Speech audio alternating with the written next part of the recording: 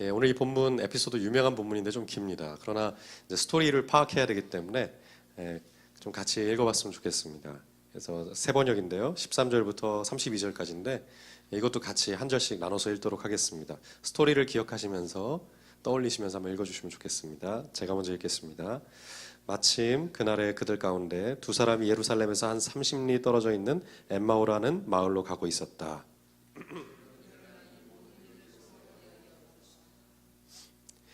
그들이 이야기하며 토론하고 있는데 예수께서 가까이서 그들과 함께 걸으셨다. 예수께서 그들에게 물으셨다. 당신들이 걸으면서 서로 주고받는 이 말들은 무슨 이야기입니까? 그들은 침통한 표정을 지으며 걸음을 멈추었다.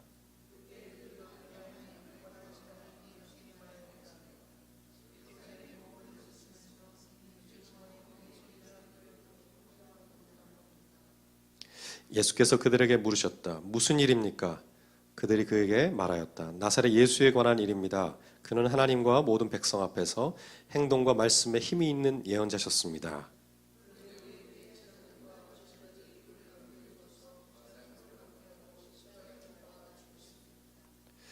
우리는 그분이야말로 이스라엘을 구원하실 분이라는 것을 알고서 그분에게 소망을 걸고 있었던 것입니다. 그뿐 아니라 그런 일이 있은 지 벌써 사흘이 되었는데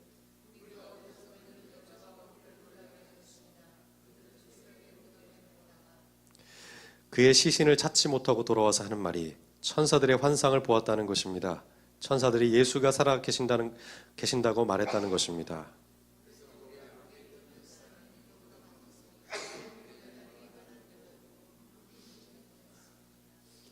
예수께서 그들에게 말씀하셨습니다. 어리석은 사람들입니다. 예언자들이 말한 모든 것을 믿는 마음이 그렇게도 무디니 말입니다.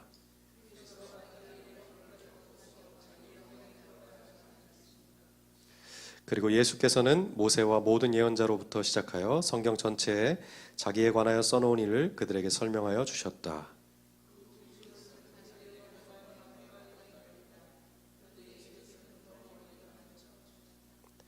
그러자 그들은 예수를 만류하여 말하였다. 저녁 때가 되고 날이 이미 저물었으니 우리 집에 묵으십시오. 예수께서 그들의 집에 묵으려고 들어가셨다.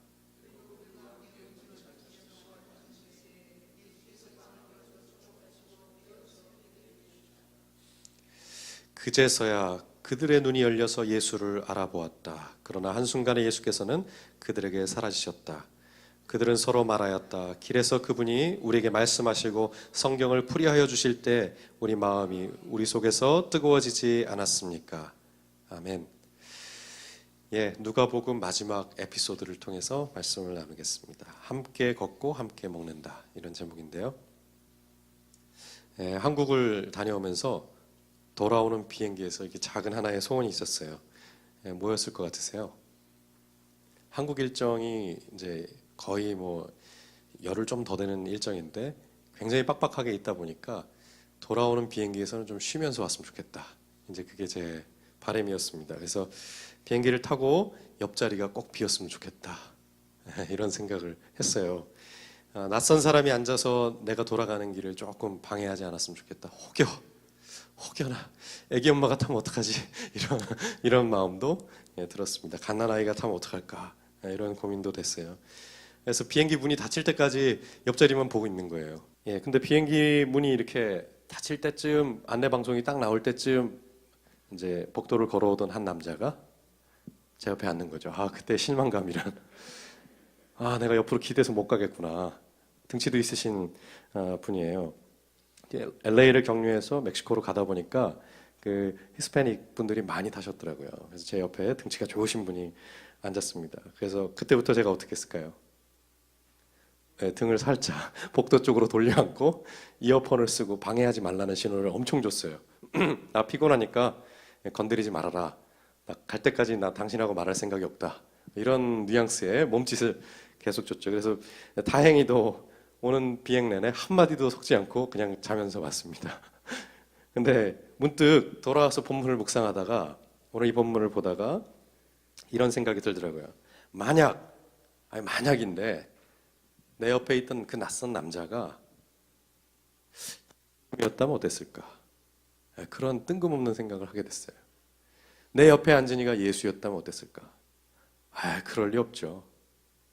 그렇게 낯선 모습으로 내 옆에 앉아서 같이 내 여행길을 할 리가 없죠. 그런데 만약 앉았다면 제가 알아봤을까요? 그게 오늘 본문의 이야기입니다. 낯선 여행길에 같이 참여하면서 그들 곁을 걸었던 예수의 이야기. 아마 이 두 제자들도 저처럼 생각했을 거예요. 이 여행길에 아무도 방해받고 싶지 않아. 설마 내 옆에 예수가 계시려고는 생각 못했을 그 에피소드가 오늘 우리에게 소개되고 있습니다. 13절부터 다시 한번 본문의 내용을 살펴볼 텐데요. 13절부터 15절 말씀인데 같이 한번 읽겠습니다. 매우 중요한 구절인데요. 같이 읽겠습니다. 시작. 마침 그날에 그들 가운데 두 사람이 예루살렘에서 한 30리 떨어져 있는 엠마오라는 마을로 가고 있었다. 그들은 일어난 이 모든 일을 서로 이야기하고 있었다. 그들이 이야기하며 토론하고 있는데 예수께서 가까이 가서 그들과 함께 걸으셨다. 16절. 그러나 그들은 눈이 가려져서 예수를 알아보지 못하였다. 오늘 본문이 이렇게 시작되고 있어요. 마침 그날에 두 사람이 예루살렘으로부터 엠마오로 가고 있었다는 거죠. 그날은 어떤 날일까요? 우리가 성경을 다 읽지는 않았지만 24장 이 앞에는 예수가 부활한 이야기가 있습니다. 빈 무덤이 되고 천사가 나타나고 여자들이 놀래서 달려나왔던 이야기가 바로 앞에 있어요. 그러니까 이 날은 어떤 날이죠? 예수가 다시 살아나신 날. 쉽게 말하면 다시 살아난 날이고, 좀 어렵게 얘기하면은 필연적으로 죽을 수밖에 없는 세상에 다시 살아난 부활 생명이 처음으로 세상에 들어온 날이죠. 부활한 세상이 시작된 날, 이겁니다. 만약 우리 시대에 이런 일이 벌어졌다면 어떤 일이 벌어졌을까? 9.11 테러 사건에서 죽었던 사람들이 무덤에서 걸어 나왔다. 세월호 사건에서 죽었던 아이들이 바닷가로부터 걸어 나왔다. 한 명이라도. 만약에 그런 일이 벌어진다면 어떻게 됐을까요? 오늘 본문은 바로 그런 역사적인 사건을 다루는 장면입니다. 십자가에서 공개적으로 죽었던 나사렛 예수가 무덤에서 걸어 나왔다. 처음으로 부활 장면을 성경이 다루는 장면이죠. 그럼 이 본문은 어떻게 소개돼야 맞을까요? 세월호에서 아이들이 걸어 나왔다. 그러면 어떻게 되죠? 수많은 군중들과 카메라 플래시가 터지면서 어떻게 이런 일이 있을 수 있냐는 세간의 이목을 다 잡아 끌 겁니다. 부활의 이야기는 그렇게 소개돼야 마땅할 것 같은데 오늘은 뜻밖이죠. 어떻게 소개되고 있죠? 길 가는 두 사람을 만나고 있고 그들과 이야기를 주고받으면서 그들이 가려는 목적지에 동행하고 있는 부활하신 예수를 소개하고 있다는 거죠. 이게 굉장히 특이한 장면입니다. 조금 더 본문을 볼 텐데 17절 이하에 보면 17절에서 20절까지인데 여기 이런 내용들이 나옵니다. 예수께서 그들에게 물으셨다. 당신들이 걸으면서 서로 주고받는 이 말들이 무슨 말입니까? 그들은 침통한 표정을 지으며 걸음을 멈추었다. 그때 그들 가운데 하나인 글로바라는 사람이 예수께 말하였다. 예루살렘에 머물러 있으면서 이 며칠 동안에 거기에서 일어난 일을 당신 혼자만 모른다는 말입니까? 근데 이 예루살렘에서 엠마오로 가는 두 사람의 마음이 어떻습니까? 기쁩니까? 행복합니까? 침통하죠. 이게 굉장히 우리가 주목해야 될 표현이에요. 침통하다. 이 두 사람은 왜 침통할까? 낙심되고 절망스럽고 고통스러운 마음을 표현하고 있죠. 왜 그럴까요? 예수가 죽었기 때문에, 그리고 그 이후로 세상이 달라진 게 없기 때문에 그렇죠. 보세요. 오늘은 어떤 날이라고요? 부활한 날입니다. 그 부활 당일이에요. 죽은 사람이 살아난 당일인데 세상은 어떻죠?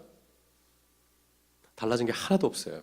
사람들은 여전히 하웨이를 달리면서 직장으로 가고 있고, 무관심했던 사람들은 여전히 무관심하고요. 관심을 갖고 예수를 따랐던 사람들은요, 역시 원래의 삶을 찾아 되돌아가고 있습니다. 도대체 우리가 뭐에 홀렸던 거지?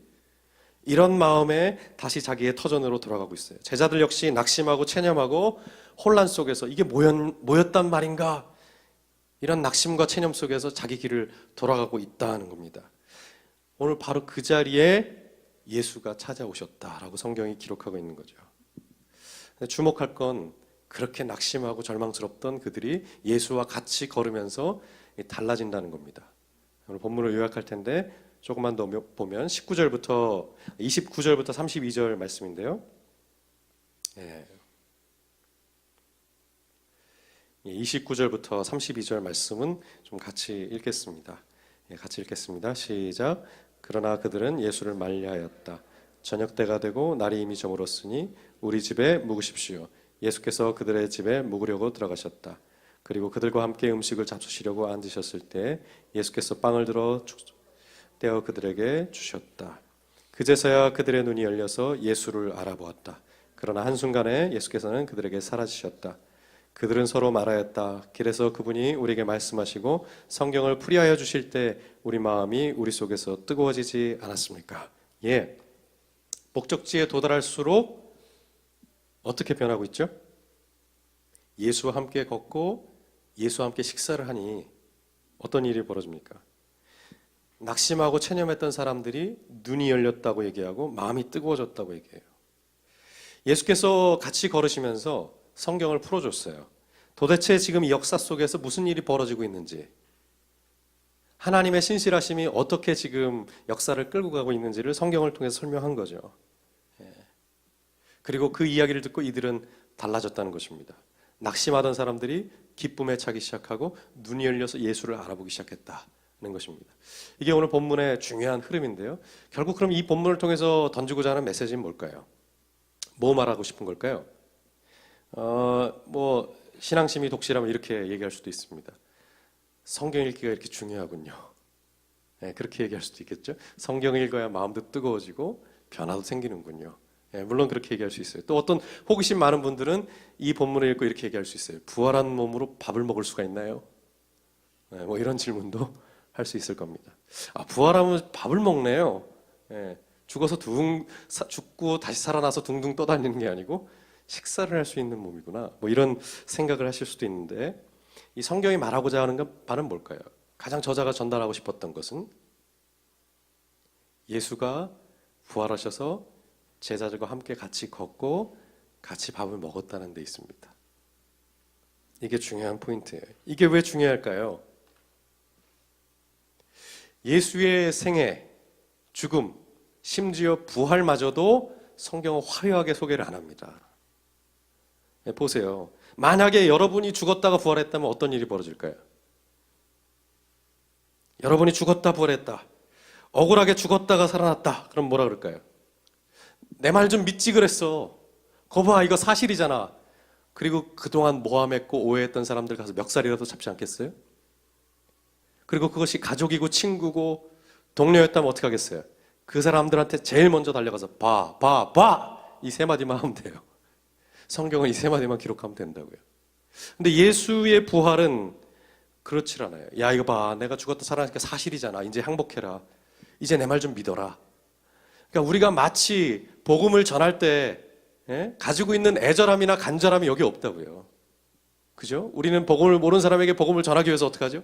눈물을 흘리고 콧물을 흘리면서 믿어야 돼, 이게 사실이야, 애절하게 매달리잖아요.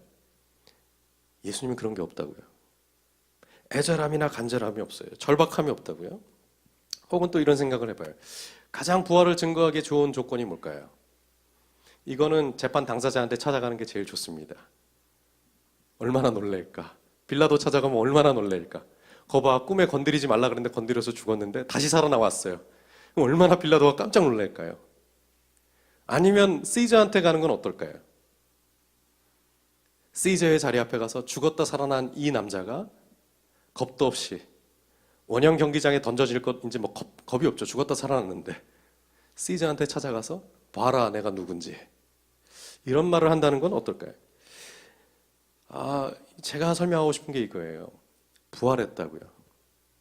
역사상 처음 있는 일이에요. 아주 중요한 찬스입니다. 누군가에게 복음을 전하기도 좋고 자신을 믿어달라고 호소하기도 좋고 매우 큰 업적을 남기기도 좋은 시점에 예수의 선택은 뭐죠? 제자들에게 일일이 찾아와서 너희가 하나님의 선하심, 의일하심 가운데 있단다. 걱정하지 말아라. 두려워하지 말아라.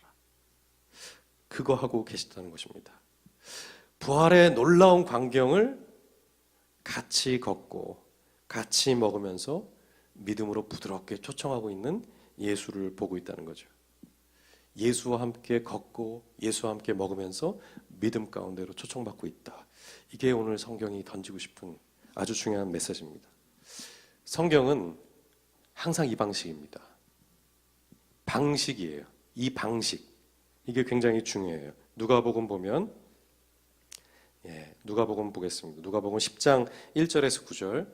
예수께서 제자들을 보내는 방식을 한번 눈여겨보십시오. 방식을. 1절부터 9절인데 예수께서 70사람을 세우셔서 모든 고을로 보냅니다. 그때 뭐라고 말씀하시죠? 4절 이후에 전대도 자루도 신도 가져가지 말고 길에서 아무도 인사하지 말아라. 어느 집에 들어가든지 먼저 이 집에게 평화 있기를 빕니다 라고 말하여라. 거기에 평화를 바라는 사람이 있으면 너희가 비는 평화가 그 사람에게 내릴 것이요 그렇지 않으면 평화가 너희에게 되돌아올 것이다. 너희는 한 집에 머물러 있으며 거기서 주는 것을 먹고 마셔라. 일꾼이 자기 삭슬 박는 것이 마땅하다. 이 집 저 집 옮겨 다니지 말아라. 어느 고을에 들어가든지 사람들이 너희를 영접하거든 너희에게 차려주는 음식을 먹어라. 그리고 거기에는 병든 자를 고쳐주며 하나님 나라가 너희에게 가까이 왔다고 그들에게 말하여라. 예수의 제자들을 보내실 때 예수가 병 고치는 능력과 함께 보냅니다. 굉장한 거죠. 하나님 나라가 가까웠다는 기쁜 소식과 함께 보내요. 근데 보냄 받은 사람들의 처지는 어떻죠? 옷이나 두벌옷을 갖지 못하고 오랜 여행을 갑니다. 그들의 몰골이 어땠을까요? 자동차도 없고 편리한 교통수단이 없는 그 당시에 모래바람을 이겨가면서 도시에서 도시를 옮겨 다녀요. 그들의 몰골이 어땠을까요? 추레한 사람이 문 앞에 와서 문을 두들기죠. 저기요, 문 좀 열어주세요. 무슨 일이시죠? 제가 전할 말이 있습니다. 하나님 나라가 시작되었습니다. 만약 여러분 집 문 앞을 추레한 사람이 와서 두들기면서 저를 맞이해 주십시오. 제가 여러분에게 전할 기쁜 소식이 있습니다. 그럼 어떻게 하시겠어요? 낯설고 추레하고 생전 들어보지 못한 이야기를 하는 이방인이, 여행자가 내 문 앞에 있다. 문을 여시겠어요? 아니면 가라고 하시겠어요? 그 방식으로 보냈다는 거예요. 그 방식으로. 왜 그러셨을까? 병든 자가 일어나는 기적을 갖고 있는 사람들이라면 훨씬 더 보기 좋은 모습으로, 훨씬 더 믿을 만한 모습으로 보내야 되는 게 아닐까요? 근데 예수는 제자들을 못 알아보는 방식으로, 매우 애매한 여행자의 모습으로 보냈다는 거죠. 이게 중요한 방식입니다. 여기서만 나오는 게 아니고 하나 더 있습니다. 마태복음 보면 예수께서 직접 얘기하십니다. 40절에서 42절 방식을 눈여겨보십시오. 같이 읽겠습니다. 시작. 너희를 맞아들인 사람은 나를 맞아들이는 것이요 나를 맞아들인 사람은 나를 보내신 분을 맞아들이는 것이다. 예언자를 예언자로 맞아들인 사람은 예언자가 받을 상을 받을 것이요 의인을 의인이라고 해서 맞아들인 사람은 의인이 받을 상을 받을 것이다. 내가 진정으로 너에게 말한다. 하나에게 내 제자라고 해서 냉수 한 그릇이라도 주는 사람은 절대로 자기가 받을 상을 잃지 않을 것이다. 왜 이런 얘기 하실까요? 나를 맞이하는 사람은 나를 보내신 분을 맞이하는 것이다. 왜 이런 얘기 하실까요? 당시 예수는 유명했지만 하나님의 아들이라고는 사람들이 못 알아볼 만큼 갈릴리의 추레한 모습으로 오셨기 때문에 그렇죠. 제자들에게 부탁하는 게 뭐죠? 예언자가 오면 예언자로, 의인이면 의인이로 맞아들인 사람은 거기에 걸맞는 상이 있을 것이다. 무슨 말입니까? 누가 예언자죠? 누가 의인이죠? 못 알아볼 모습으로 온다는 거죠. 그래서 마지막 42절에 뭐죠? 이 소자에게, 이 작은 자에게 냉수 한 잔을 대접하는 사람은 거기에 대한 상을 받을 것이다. 이것입니다. 매우 독특한 이야기입니다. 기독교 복음이, 우리가 갖고 있는 신앙이 훌륭하고 멋있게 포장되어서 소개되면 좋을 것 같은데 그것이 전달되는 방식은 뭐죠? 심지어 부활이라 할지라도 어떻게 전달되길 바랍니까? 옆에서 늘 봐왔던 평범하고 익숙한 방식으로, 못 알아볼 그 방식으로 화려하게 옷을 입고 세련되게 말하는 게 아니고 매우 작고 소소하고 미련해 보이는 방식으로, 그래서 눈을 째려보고 한참을 생각해야 알아볼 수 있는 그 방식으로 보내지고 있다는 것입니다. 성경은 이렇게 늘 한결같이 전도자에 대해서, 복음 메신저에 대해서 이런 방식으로 가고 있다고 얘기하고 있습니다. 그렇다면 이것이 우리에게 주는 메시지는 뭘까요? 사실 매우 큽니다. 우리 항상 크고 원대하고 훌륭하고 세련된 것만 생각하고 있었거든요. 그래서 우리 자신의 평범하고 작고 소소한 삶의 자리는 잘 들여다보지 못했습니다. 거기 예수가 계실까? 내 비행기 옆자리에 예수가 있을까? 내 직장 동료 중에 하나가 예수일까? 아니, 직장 동료들은 나를 예수로 알아볼까? 우리 가족들은 나를 예수로 알아볼까? 우리 가족 중에 하나가 예수일까? 거기에 대해서는 관심이 없었죠. 다 어디에 관심 있죠? 크고 위대하고 원대하고 훌륭한 스피커들, 거기에 다 취해 있어서 예수가 오셔도 못 알아보는 그런 자리에 와 있는 거죠. 만약에 이것이 예수의 방식이었고 우리에게 요구되는 방식이라면 우리 어떻게 해야 될까? 여러 가지를 생각해 볼 수가 있겠습니다. 저는 이 교회 이야기를 들으면서 참 마음이 먹먹했어요. 이 교회가 가진 목표는 딱 하나예요. 표어가 뭘 것 같으세요? 이웃이 되자, 이겁니다. 이웃이 되자, 친구가 되자, 가족이 되자.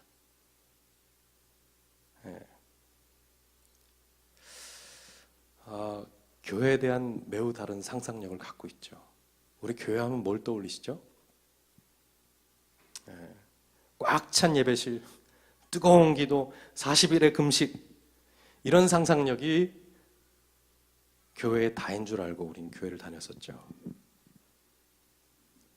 그러나 성경이 지금 우리가 살펴본 말씀을 쭉 따라오다 보면, 예수가 걸었던 그 길을 쭉 따라오다 보면 이런 방식이 교회하는 방식일까? 라는 물음표를 할 수밖에 없습니다. 과연 교회가 된다는 게 뭘까? 교회 안에서 누군가가 신앙에 대한 회의, 인생에 대한 회의, 고통, 번민을 갖고 있다면 우리가 같이 걸어줄 수 있을까? 마치 예수께서 제자들이 갈등하고 고통하는 자리에 부활한 예수께서, 그 바쁘신 예수께서, 그 훌륭한 기회를 가진 예수께서 그 두 사람을 찾아가 그 사람들이 기쁨으로 돌아설 수 있도록 기다려주고 같이 걸어주고 들어주고 이야기해주고 같이 밥 먹는 그 자리를 가지셨던 것처럼 우리 교회 공동체가 어떤 한 사람의 인생의 회의, 고통, 번민, 아픔, 갈등, 이런 것들을 옆에서 묵묵히 같이 걸어줄 수 있는 교회일까? 마치 Connect and Grow 이 교회처럼 총동원 전도 집회 1년에 한 번 하는 거 그렇게 합시다. 우리 교회를 그렇게 몰아갈 수 있지만 그런 거 없이 매우 평범하고 어떤 자극도 없이 누군가의 곁에서 그가 사업하는 동안, 그가 일하는 동안, 그가 고통하는 동안 같이 시간을 내어 있어 주세요. 일주일에 한 번이라도 밥을 같이 먹어주세요. 라는 요구는 우리가 실천할 수 있을까? 이런 고민을 하게 된단 말이죠.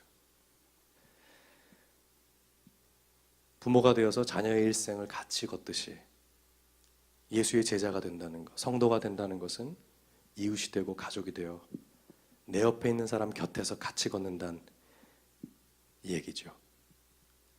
그렇다면 우리는 교회를 어떻게 만들어가야 할까요? 우리 모두가 서로를 향해서 이 약속 하나는 해야 되지 않을까요? 제가 곁에 있을게요. 제가 곁에 있을게요. 당신이 돈 때문에 어려워도, 당신이 자녀 때문에 번민해도, 당신이 건강 때문에 위태로워도, 당신이 미래 때문에 불안해해도 떠나지 않을게요. 이런 약속의 공동체가 교회가 아닐까요?